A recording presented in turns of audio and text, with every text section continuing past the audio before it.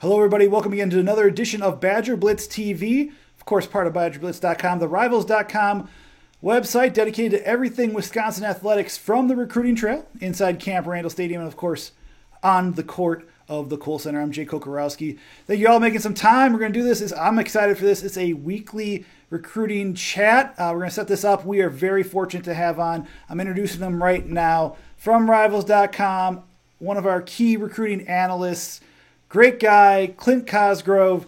Clint, man, I appreciate you jumping on each week. And what we'll do like 10, 15 minutes a week talking recruiting news, have some questions from our BadgerBlitz.com subscribers. Thank you guys for submitting some of those. And we'll be in and out quick and easy for you. If you have a drive time home or you're at lunch, you need something, a quick recruiting or Wisconsin fix for your liking before heading back into the office, we're here for you. So, Clint, appreciate you having you do this every week, man. Yeah, man, it's always a pleasure. I'm excited to do it. Especially with my history with Wisconsin football and my job now and how they together. So it'll be a lot of fun. I'm looking forward to it.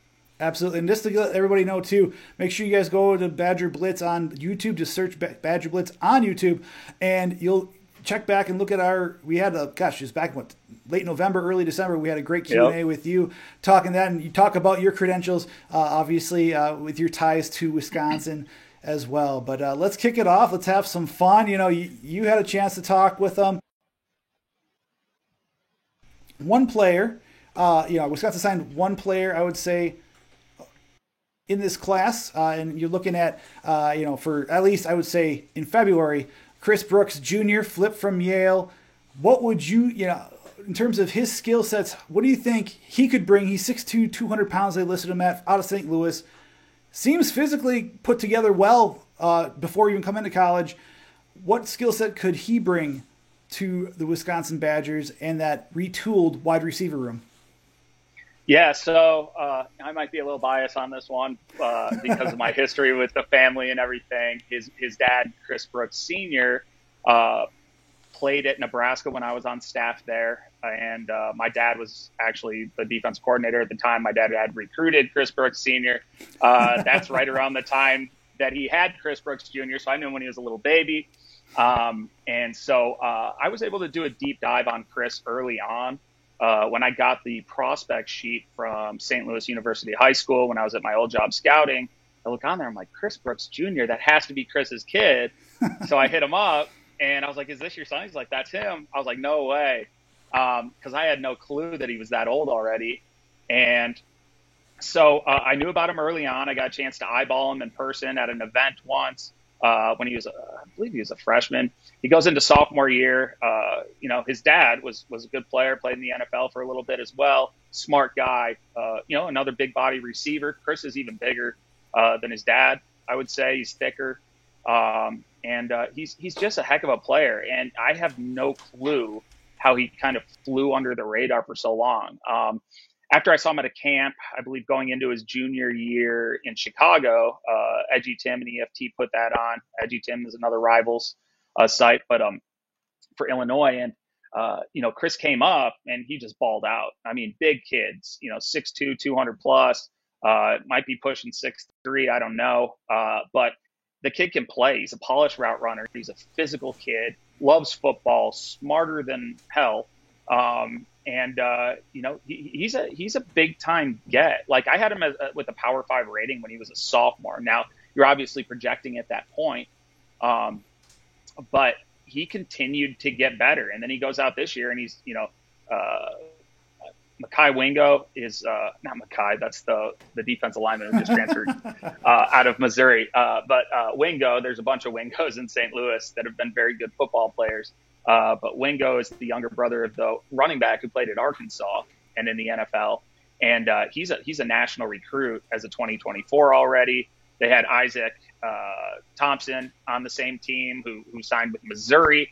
And over all these guys, Chris gets Offensive Player of the Year in the conference and like one of the best conferences in St. Louis. So he's playing against high-level competition. He's a high-level player. Wisconsin did a great job of getting in there and getting him because and I didn't know if he would flip from Yale at the end. He's a smart kid, big picture guy. But I think he brings a lot to the table. He's physically ready to play right now, and he's only going to get bigger and better. He runs well. There's just so much to like about him, and he's going to be a very good player for Wisconsin. Now, kind of going broadly with the 2022 recruiting class, you just posted your grades with the Big Ten, right? You gave Wisconsin, and just I will say for everyone, I'm going to tease it and I'll let you give the answer, but what is your grade for this class? Go check it out on Rivals.com. Clint did a great job breaking down everything for that class, and he also had tons of interviews with coaches both from the Big Ten and beyond too, so that's been a lot of fun too. But I was going to say, what grade did you give Wisconsin, and then why, for that matter? Yeah, I ran it by some people and my friends first before I submitted it. I didn't want to get beat up too bad, but with this job, I can't have biases, and I have to be honest in my evaluation. I gave it a C plus. I think more so based off what it could have been versus what it is now. At the same time, and in my write up, I go into detail how there's a lot to like in this class. There really is. What they took was a smaller class, and that hurts you rankings wise. And then losing, you can't lose top players from inside the state. Hinzman to Ohio State, another offensive lineman to Notre Dame. They're gone now, so that's in the past. But just moving forward, you just can't have that happen if you want to compete for Big Ten titles. And the reason I say that is Wisconsin, kind of like Minnesota, Iowa, they don't have as big of a talent pool within the state. So you can't miss on your in-state guys. It's the same thing with Missouri and the SEC. Jamison Williams is at Alabama as arguably one of their best players. If he was at Missouri, that changes the whole outlook of the team. So those big-time players, you got to keep them in state. And that was a big part of the grade. The class ranking, they took a big dive from 14 to I can't even remember what it was now.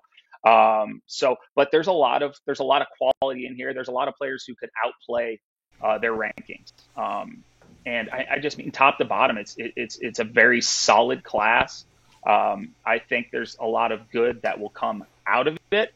But there's not, there are some early impact players, but there's not that 5-star kid who grabs everybody's attention necessarily.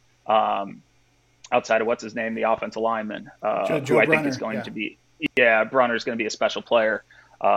He's probably physically ready to play in the Big Ten, and he's only going to get bigger and badder. Plays with a mean streak.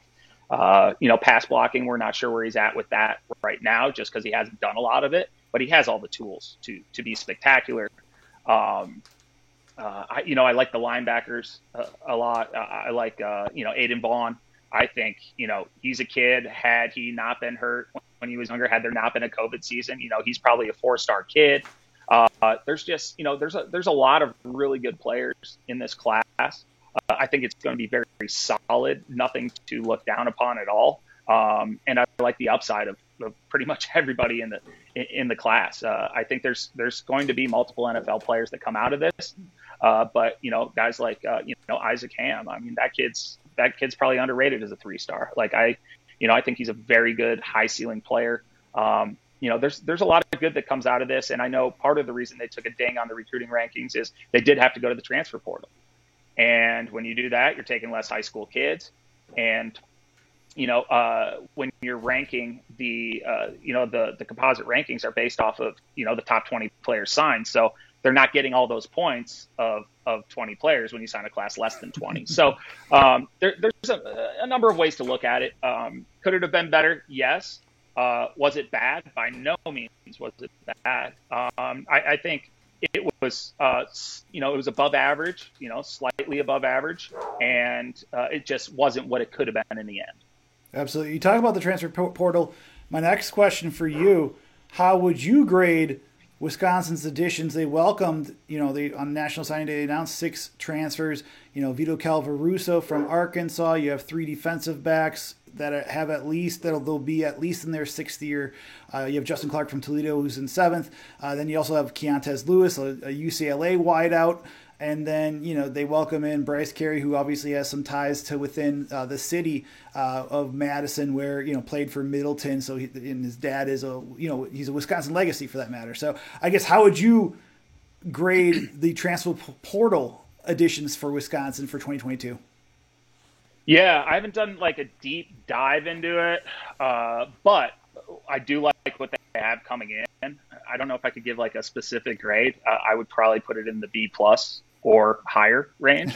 I really like what they did. They didn't go overboard with it, and they addressed specific needs. I mean, you lose most of your secondary, and that's a position where you can't exactly just plug and play young kids unless it's a special talent. Even the special talents who come in. I mean, I look at Scott Starks, who started for us, when I was a freshman. He was an NFL player, great player, but there's a learning curve there. So you're going to, at that position, it takes a while, and you need some veteran guys. And so they did a fantastic job with that. I mean, like Jay Shaw from UCLA, the kid's a player. He's been a 3-year starter there. I believe he was all Pac-12 this year. That's a plug-and-play guy who's an all-conference caliber guy coming in right away. And then, you got Cedric Dort, Justin Clark, as you mentioned, Bryce Carey, as you mentioned. They definitely, that room would have been a little thin and lacked experience, I think. And they addressed that right away. And I have no question that although you're losing guys, I don't think there's going to be much of a fall off. There's going to be some time that it takes to gel as a team and guys, adjusting and learning scheme and everything like that. But we know that they coach them up at Wisconsin on defense, obviously, and they've had a ton of success regardless who they have to replace. So these guys are high caliber guys. You look at Keontez Lewis, he is a big receiver. He is a receiver that can also stretch the field. The guy can run. He doesn't look like the really fast twitched up guy because he's bigger, but he covers so much ground. He was a big time 200-meter runner in high school. I started evaluating him when he was a freshman in high school. Love the kid, high upside, should be able to play and make an impact right away. So when you look what they did at the transfer portal, they didn't do it for the sake of doing it. They did it to address immediate needs. And these are, for the most part, guys who should be able to come in and make an impact immediately. And then we got two more questions for you, Clint. We'll get you in and out here. First question for you: comparing inside linebacker recruits, Aiden Vaughn, and that's for the 2022 class. You talked about him glowingly just a little bit ago, but Tyler Jansey, the new 2023, the first commit for Wisconsin in this next recruiting cycle. They're both great players, but they are different players. Aiden Vaughn is your long, guy who his frame, he's going to get huge. He'll be that guy who can go up and, take on offensive linemen that work to the second level and shed those blocks, go down and blow up a power. He is a downhill player. He's got some length. He does have some athleticism. But I think he's a guy, I believe they're going to start him out at middle linebacker, but he's got the versatility to also play on the edge, depending on what kind of defense that they are playing. He's more of that, big linebacker that has length, whereas Jansey is that sideline to sideline guy. He can go down and cover in the slot almost like a nickel. I mean, he's a legit 4.5 40 kid. He's put on a lot of weight. He's like a 220 something pounds and just jacked.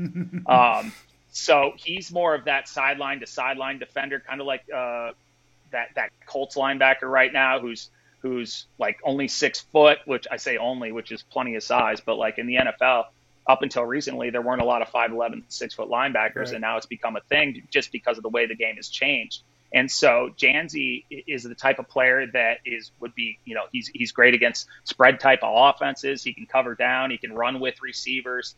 He can chase down running backs, cover running backs. So he's more of that athletic in-space linebacker, but he also has that thickness where he can play in the middle as well. Basically, I'd say the biggest difference is kind of the body types and what their overall strengths will be. But there is some crossover there. Jansey can run downhill and take on blocks and thump as well. He's a high motor guy, but so is Vaughn. I think their body types are and probably speed are the two things where they're a little bit different. And then last question for you coming up: assessing potential 2023 offers for Wisconsin in-state players. Do you, one of our subscribers, last question was from one of our subscribers, is another one, a great one. Do you foresee any potential 2023 offers for in-state players from Wisconsin? Yeah, I haven't done a deep dive into the kids that aren't being highly recruited right now. because, the focus right now, and we're going into our next 2023 rankings meeting tomorrow, are the guys that we need to evaluate that are getting recruited and everything like that. So I'm sure there's a sleeper that in my old job I would probably know about right now, but I'm focusing on the players that I need to evaluate right now. But I would say Nate White out of King would be one. He recently picked up, I know Iowa State, I think Purdue as well.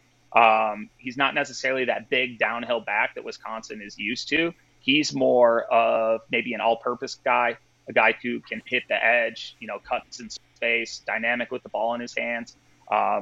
He's probably 5'11", 6 foot, 175 pounds. So he's not going to be the downhill power bruiser, that Wisconsin's necessarily known for, but he'd be a great change of pace back. I think he's a kid that they'll seriously consider offering. There's an offensive lineman in, I can't remember what high school. It's like Thomas Pash, a big kid, like 6'6", 290, has a Eastern Michigan offer, I believe. He's been on campus, but he's a kid who will have a chance, I'd imagine. There's a big tight end, Brookfield East. He's got Central Michigan offer, I know. He is a kid I think will get a close look. He's like he's listed at like 6'7", 230, and but they split him out wide. He made some catches this year. He's a kid, he runs well at his size, but when you look at a young kid that has a frame like that, the first thing I think of is like, let's bulk this guy up and make him a first-round draft pick and tackle. So I do think he's a guy who could put his hand down and be a blocker. He has receiving potential. I think he's a guy that they'll probably take a close look as well. Like I said, I haven't done a really deep dive. Right. I do, from what I've heard, at least the class is a little thin in 2023. But there's some players in 2024 who I think will eventually get offers. Donovan Harbor out of Catholic Memorial. He's got Central Michigan, Iowa State, Nebraska. He's 6'5", 300-something pounds, big kid. He'll have a chance. Corey Smith is another running back. He's out of Catholic Memorial. Yep. He's already got Central Michigan, Iowa State, Nebraska as well. He's also that dynamic kind of change of pace back that has a dynamic skill set, receives, can hit the edge. There is the offensive lineman from Heartland Arrowhead, Derek Jensen. Yep. And he's big, raw offensive lineman, and you see a lot of potential there. I would be shocked if Wisconsin does not end up offering him in the end. He's already has 5 Power 5 offers. I believe he's been on campus, most likely. I'm not 100% sure, but he's a kid who fits Wisconsin. I would be shocked if they don't offer him at the end. In the end, but especially with them already having 5 Power 5s from quality schools, and then in 25 you've got the DB coach's son, Trey Poteet, at Verona. Yeah, Trey Poteet.